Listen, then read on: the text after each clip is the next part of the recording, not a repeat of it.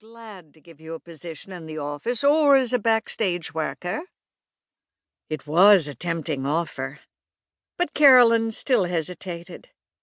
Mr. Buchanan, a quiet young man with a crew cut and dark glasses, had already settled in the cottage and was beginning to prepare for the 8-week season at the theatre in the village town hall.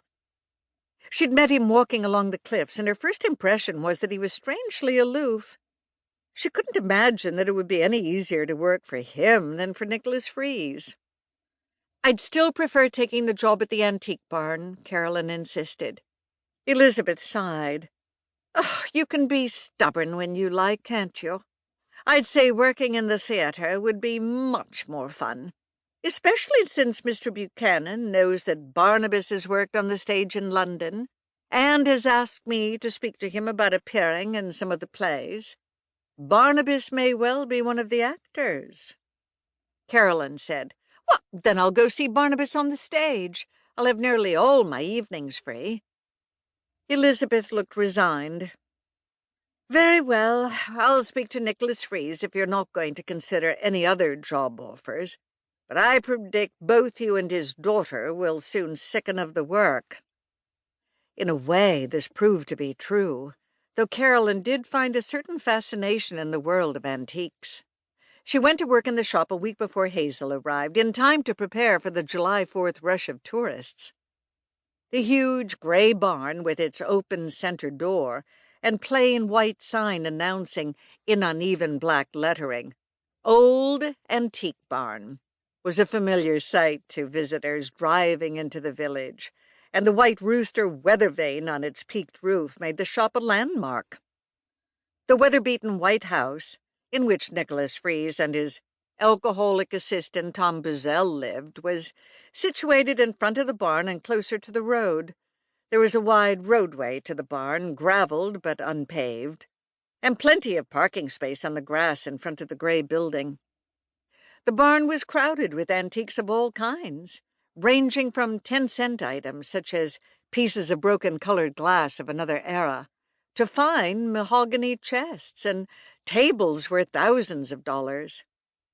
The small office and reception room was situated to the right of the barn door entrance, an untidy, dust-ridden place with a large old-fashioned safe in one corner. This was said to be the only true antique personally owned by Nicholas Freeze, who preferred to sell his vintage pieces and had a fine disdain for collectors as a group. The second-floor gallery was reached by open wooden steps and was filled with everything from four-poster rope beds to shaker rockers and brass inkwells. Part of the gallery was partitioned off into a room, which was kept locked since it contained rare items and pieces on which Tom Buzzell was making repairs. The first morning Carolyn reported for work, she met Tom Buzzell inside the doorway of the barn, where he was industriously restoring the finish of a Hepplewhite mahogany bow-front bureau. He paused in his labors to grin at her and ask, "You Elizabeth's girl?" "I am," she said, with a smile for him. "Is Mr. Freeze in?" "You'll find him in the office," Tom Buzzell informed her with a wink. "He likes to count his money first thing in the day. Makes him feel good." She laughed. "I wonder what he wants me to do here."